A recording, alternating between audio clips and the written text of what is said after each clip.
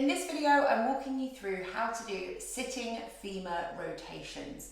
This is quite a tough exercise, but it's a really good one for restoring pelvic balance and getting the hips rotating within the hip socket again. So we're going to come to a sitting floor position, which looks somewhat like this. And we're going to put our hands behind us facing forwards like so. You don't want your hands too wide, you want the hands kind of directly below, behind your bum cheeks in alignment with the hip socket.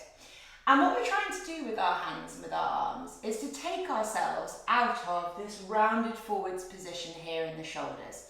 So can you see how my shoulders are rounding forwards and I'm sort of like leaning passively into my wrists? I'm not opening up across the front of my chest, which is what I want to do.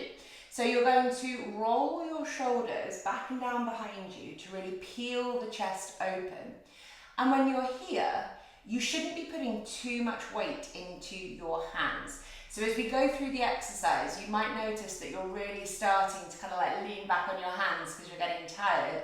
But it should really be that you could like lift your hands up and down and that your body's position doesn't move too much. I will keep reminding you of that as we go through the exercise. So fingers are spread really nice and wide, nice and active through the fingers. Peeling the shoulders back and down behind us to open the chest. You can see how different that looks to this. So really try and keep that opening through the chest. You're then going to roll your pelvis forward. So that was subtle, but I'll do it again so you can see. But can you see how the whole of my spine is in that like curved, sort of almost like a back bend position? I'm not allowing this to happen. So that looked like it was just my rib cage flopping backwards, but actually it was the pelvis falling backwards and the rib cage going in the same direction as the pelvis. So I want you to imagine that there's somebody who's got their finger and they're prodding you in the very base of your spine to roll that pelvis forwards. And can you see how the rib cage goes with it? I'm not just doing this, which some people will do. So it's not just about opening up the shoulders and puffing your rib cage up. I haven't moved my pelvis there. The shoulders are open and the pelvis rolls forward. That will feel a little bit different, okay? So we've talked about the upper body. Pelvis keeps driving forward, shoulders keep peeling back, and you do not have too much weight on your hands. I could let go and my body doesn't really change position. It's a gentle amount of support. It shouldn't be that you've got so much weight in your wrists that you can feel them. Like I said, this is a difficult exercise, so if you're struggling with all the cues, it doesn't matter, it's just not the exercise for you right now. And you're certainly not battling through this exercise if your wrists hurt being in this position. It's telling you that something's wrong. So shoulders back and down, pelvis drives forward.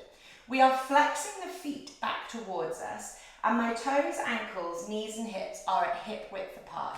So my feet aren't fully together, nor are they too wide. We are going to be coming to that in a second. But my toes, ankles, knees and hips are hip width apart, so about a fist and a half's distance from each other.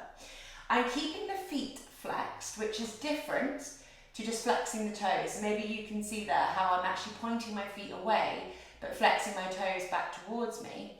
We're making sure the feet are at that diagonal, at that 90-degree angle at the ankle. Pelvis rolls forward, and we're going to tense up our quads, our front thigh muscles, and hold the contraction in that top of the thigh. So here comes the hip rotation. Pelvis drives forwards, shoulders back and down, hands don't have very much weight on the floor, feet pull back, quads are tight. And what we're going to do is, leading from the hip and from the quads, we're going to roll our knees inwards so that our big toes touch. So we're moving our hips into internal rotation, and then keeping the quads tight, we're going to take the legs out into external rotation. And we're going to do this really slowly because, like with all the exercises, the faster you go, the more likely you are to compensate, and also the more likely you are to miss off the kind of end range of movement. So if you're rushing like this with your legs, you're probably not taking your hips quite as far as they can go, and that's really what we're trying to achieve in this exercise. So quads are tight, feet are kind of tight and pulled back, and make sure that you feel like you are driving the movement from your hips and your thighs, not from the feet. So a really common sort of compensation here is that people end up sort of pointing their feet and wiggling their feet, and the toes move out of alignment with the ankle because the feet are trying to compensate for a lack of movement at the hip. It really has to drive from here, and the rest of the leg follows the movement. It's not that you're wiggling your foot and then the upper leg is kind of going with it. It's the other way around. We're driving from the hip, but you may well notice that your feet want to take over. That's very common if your hips don't rotate very well. So pelvis rolls forward, shoulders are open, not too much weight on the hands, feet pull back, hip width apart, quads are tight. Slowly going to rotate our hips inwards, driving from the top of the leg without the pelvis falling backwards, and then taking the legs outwards as far as we can, but making sure that once again we're leading from the quad and the hip, not the feet. We're going to do 10 like this. That's 1, 2, 3, 4, 5, 6, 7, 8, 9, and 10, and in. Okay, we're going to do exactly the same thing, but this time we're going to take our feet a little bit wider apart. So we're going to be taking our hips into abduction, which is when we're taking the hips away from the midline, as well as rotating them. Hands come back and down behind us. Let's make sure those fingers are spread nice and wide and that the wrists are sort of in alignment with the hips. We are peeling the shoulders open, pulling them back and down our chest, rolling pelvis forwards, which is different to rolling rib cage forwards, pulling the feet back, not just the toes, tightening the quads, keeping everything locked in place like this. The only thing that's going to be moving is our hips, and the rest of the leg will follow rather than the feet leading and the upper leg following. Off we go. In. Oh, I'm much more restricted like this because I find abduction very hard. 1, 2. Keep the shoulders peeling open. I very much forget about my shoulders after a while. 3, 4, 5, 6, quads tight, 7, feet keep pulling back, 8, driving pelvis forward, 9, and 10. Good job. We're going to go as wide as we can within reason. So I don't want you going really wide if that really means that your pelvis is like flopping backwards like this because you're not engaging from the hips properly then. So find a sweet spot where you are still able to keep what we call that pelvic extension, anterior pelvic tilt, but that the feet are wide.